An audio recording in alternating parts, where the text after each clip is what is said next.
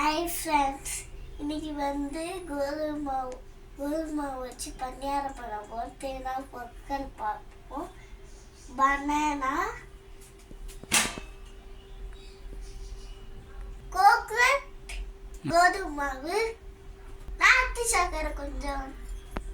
வாங்க எப்படி செய்யலாம்னு பார்ப்போம். பெரிய மிக்ஸி எடுத்துக்கோங்க.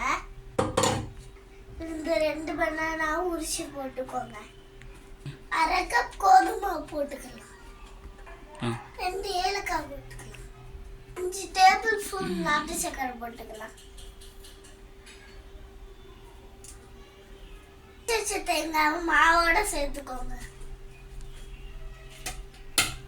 மாவோட கொஞ்சமா தண்ணி எடுத்து அரைச்சி எடுத்துக்கலாம். ஃபர்ஸ்ட் முந்திரி பருப்பு உள்ள வச்சுக்கோங்க. மாவு ஊற்றிக்கலாம்.